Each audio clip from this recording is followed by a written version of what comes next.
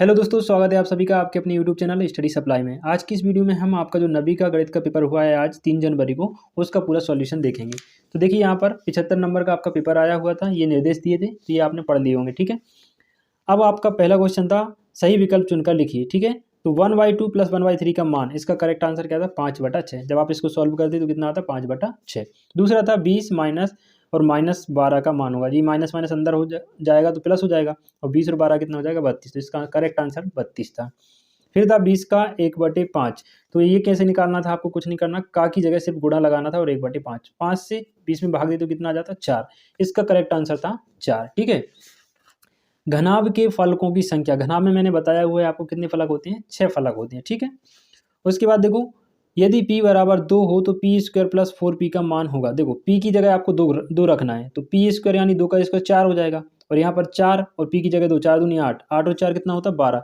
इसका correct answer आपका कितना था 12। ठीक है, निम्न में से कौन सी संख्या परिमेय नहीं है। तो देखो √225 है, इसका वर्गमूल निकालेंगे तो 15 जाएगा, और 4.58 ये भी परिमेय है, ये भी परिमेय है क्योंकि इसके ऊपर बार लगा है, और ये कैसा है अशांत तो है लेकिन आवर्ती है, अनावर्ती नहीं है, तो ये भी परिमेय है। √323 ये क्या है, एक अभाज्य संख्या है और वर्गमूल के अंदर है, तो ये कैसी है एक अपरिमेय संख्या है। कैसी है अपरिमेय संख्या, तो इसका करेक्ट आंसर द हो जाएगा। फिर देखिए 4x² में x³ का गुणांक, ये खालिस्तान आया था, तो x³ यहाँ पर है ही नहीं है, तो इसका गुणांक क्या हो जाएगा 0।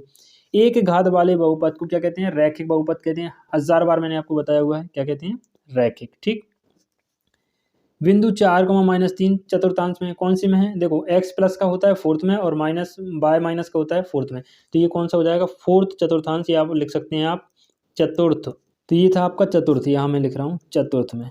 ठीक, चतुर्थांश में। ठीक, एक ही रेखा के समांतर खींची गई दो रेखाएं कैसी होती हैं दोस्तों, समांतर। कई बार मैंने आपको बताया हुआ है, उम्मीद है आपने सही किया होगा।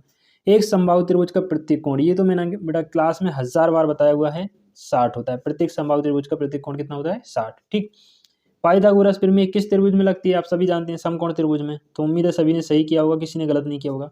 कमेंट करके जरूर बताइए आपने कितने सही किए कितने गलत किए। ठीक है, इसके बाद आपकी ये जोड़ियां आई हुई थी, तो आप देख सकते हैं यहाँ पे। अब देखो यहाँ पर एक मिस्टेक ये थी कि ये बायक्स ये किसी का मान नहीं था, और 64 की घात 1/3 का यहाँ पर मान नहीं दिया गया था, तो इसको आपको ऐसे कैसे लिखा छोड़ना था, आपको नंबर मिल जाते। ठीक है, अगर आपने ऐसा किया होगा तो आपको नंबर मिल जाएंगे। बाकी √2 का दशमलव प्रसार ये होता है अशांत आवर्ती, तो दूसरे नंबर का था। 0 बहुपद की घात अपरिभाषित होती है, कई बार मैंने आपसे क्लास में पूछा हुआ है। बिंदु -8, 0 स्थित है कहाँ पर, एक्स अक्ष पर, क्योंकि एक्स का मान है और वाई का 0, तो ये कहाँ होगा एक्स अक्ष पर, तो ये आपका फोर्थ नंबर का था।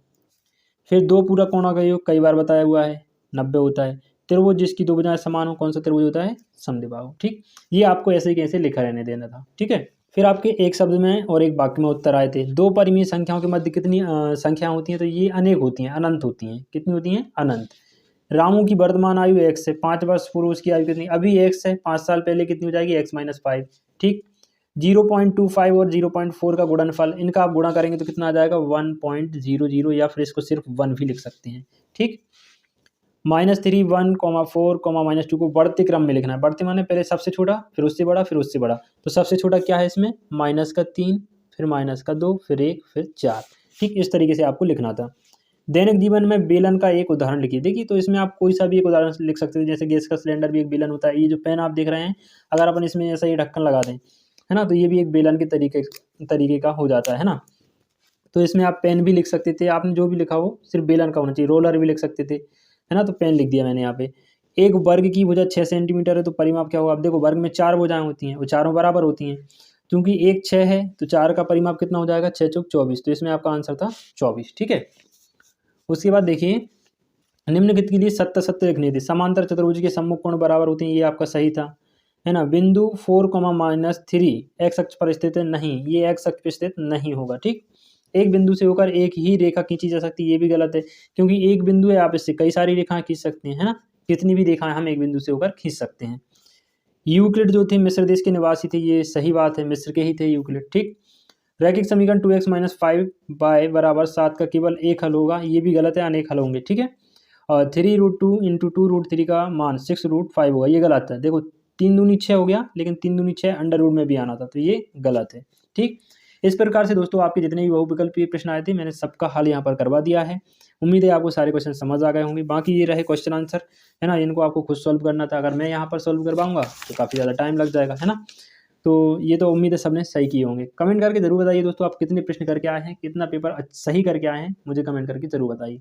चलिए अब आपसे मिलेंगे नेक्स्ट वीडियो में, तब तक के लिए खुश रहिए, मस्त रहिए, जय हिंद।